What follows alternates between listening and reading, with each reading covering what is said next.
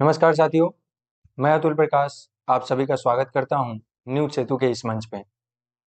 आज मैं बात करने जा रहा हूं अरावली पर्वत के बारे में। अब आप सोच रहे होंगे कि ये अचानक मैं अरावली पर्वत के बारे में क्यों बात कर रहा हूं। अगर आप सभी अपने सोशल मीडिया ऐप्स चला रहे हैं तो आप सभी देख रहे होंगे कि आपके फीड में लगातार अरावली पर्वत की रीलें आ रही होंगी। अब सोचने वाली बात ये है कि ये टॉपिक आखिर ट्रेंडिंग क्यों बनी हुई है, आखिर क्यों इंस्टाग्राम, फेसबुक, ट्विटर, यूट्यूब पे ये अरावली पर्वत छाई हुई है। आइए मैं अपने स्तर से आपको इसके पीछे का कारण समझाने का कोशिश करता हूँ। अरावली पर्वत जो कि तकरीबन 2 अरब साल पुरानी है, ये भारत के गुजरात, राजस्थान, हरियाणा होते हुए दिल्ली तक फैली हुई है। अगर साधारण भाषा में बताऊं तो ये भारत में 850 किलोमीटर यानी कि 850 किलोमीटर में फैली हुई है। लेकिन सवाल ये है कि क्या सुप्रीम कोर्ट और केंद्र सरकार अरावली पर्वत को खत्म करना चाहती है? मैं ऐसा क्यों बोल रहा हूँ, इसके पीछे का रीजन मैं बताता हूँ। हाल ही में केंद्र सरकार ने पहाड़ियों की परिभाषा ही बदल दी। केंद्र सरकार ने नई परिभाषा लाई जिसके तहत जो पहाड़ी अपने आसपास के जमीन से 100 मीटर ऊंची हो वहीं पहाड़ियां मानी जाएंगी। और समस्या ये है कि सुप्रीम कोर्ट ने भी इस परिभाषा को मंजूरी दे दी।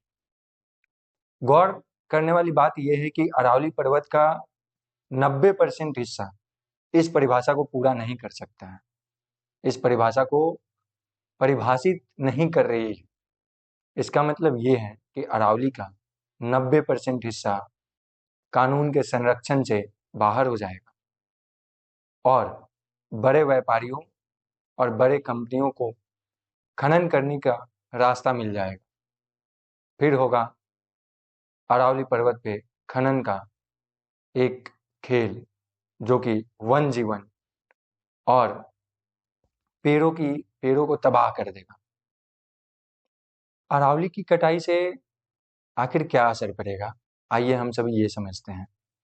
तो अरावली की कटाई से सीधा असर गुजरात, राजस्थान, हरियाणा और दिल्ली पे पड़ेगा। प्रदूषण कंट्रोल के बाहर हो जाएगी।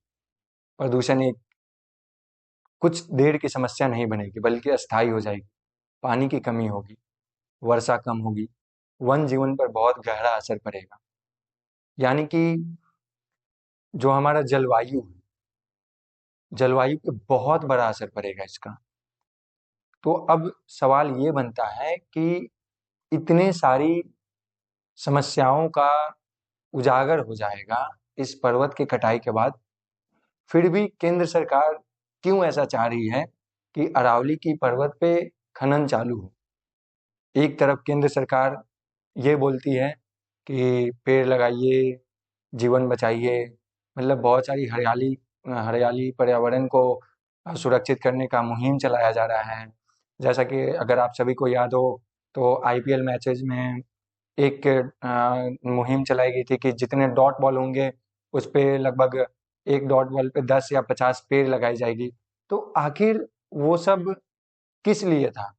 क्या इसीलिए था कि एक तरफ हम पेड़ लगाएं और दूसरी तरफ अरावली पर्वत को काट कर वहां खनन करके वन जीवन को बर्बाद कर दें? एक तरफ पेड़ लगा रहे हैं, दूसरी तरफ पेड़ को काट रहे हैं, इससे क्या फायदा होगा? आखिर यह सरकार किस लिए कर रही है? क्या ये सरकार को अपने पार्टी फंड को बढ़ावा देने का एक नया तरीका मिल गया है, या फिर बात कुछ और है?